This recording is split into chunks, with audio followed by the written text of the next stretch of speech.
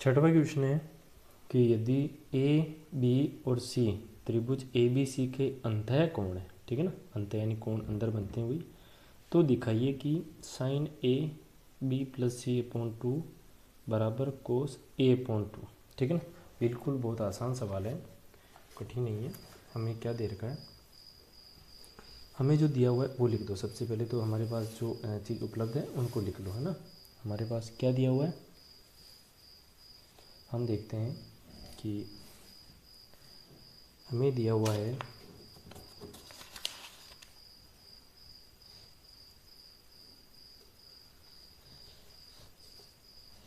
Question 6। Question 6 हमें कहता है कि ए बी और सी त्रिभुज के अंतः कोण है ना, यानी अंदर बनने वाले कोण है ना, बहिष्कोण नहीं बल्कि अंतः कोण है। हमें दे रखा है, सिद्ध करना है या दर्शाना है कि या सिद्ध करना है, क्या करना है, sine B plus C upon two बराबर कोस ए अपॉन टू। ठीक है ना, चलो अपन हल करते हैं। हम देखते हैं कि ये त्रिभुज के अंतः कोण है। अंतः कोण का मतलब अंदर बनने वाले कोण। ये त्रिभुज है तो त्रिभुज का ये और ये तीनों कोण है, ये वाले ए बी सी। हम जानते हैं कि त्रिभुज के तीनों कोणों का योग कितना होता है, आप सबने ही पढ़ा है। त्रिभुज के तीनों कोणों का योग कितना होता है, त्रिभुज के तीनों कोण यदि उनको जोड़ा जाए, कोण ए या ए ले लो भले, बी और सी, यदि इन तीनों को जोड़ा है तो इनका मान कितना होता है, 180 डिग्री होता है।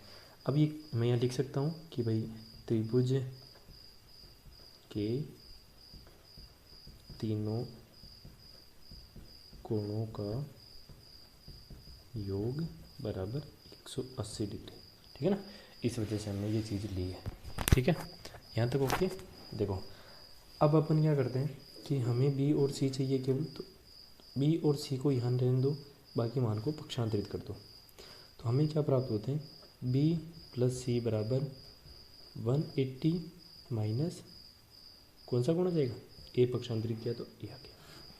यहाँ तक प्रोसेस बिल्कुल सिंपल है, कंप्लीट आपके समझ में आ गई। हम देखते हैं कि दोनों ही ओर 2 से विभाजित कर रखा है। क्या कर रखा है, 2 से विभाजित।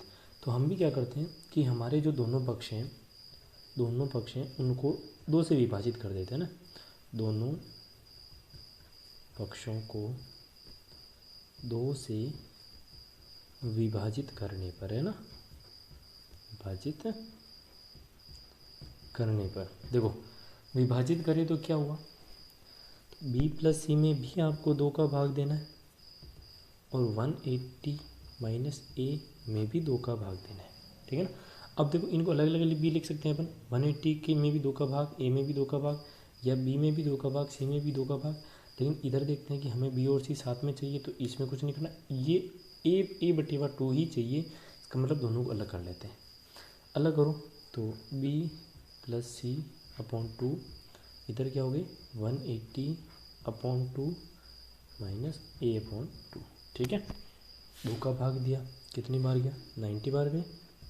तो यानी हमें क्या प्राप्त हो गई, मान कंप्लीट कि बी प्लस सी बटे 2 बराबर 90 माइनस ए बटे 2 कंप्लीट हो गया।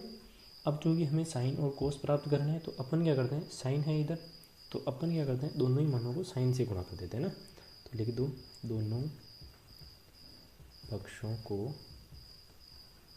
साइन से गुणा करने पर, बहुत आसान है।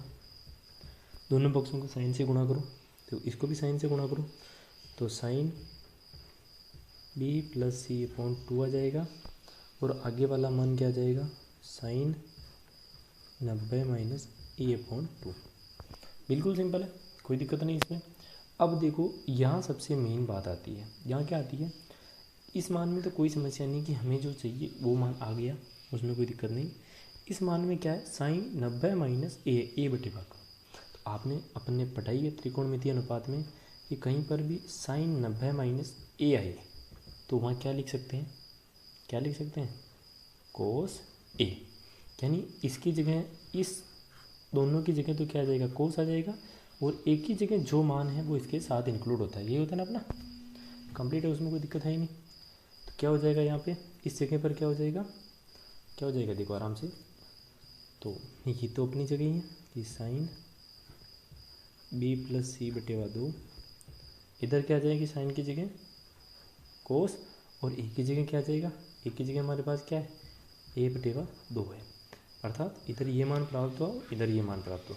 अब देखो हमें सिद्ध क्या करना था, हमें सिद्ध भी यही करना था, sine B minus B plus C upon 2 cos A बटेवा 2, और हमें भी क्या प्राप्त हुआ, यही प्राप्त हुआ ना। तो अपन इस चीज़ को क्या लिख सकते हैं कि दोनों जगह बराबर है, तो ये हो गया इति सिद्धम, ठीक है ना।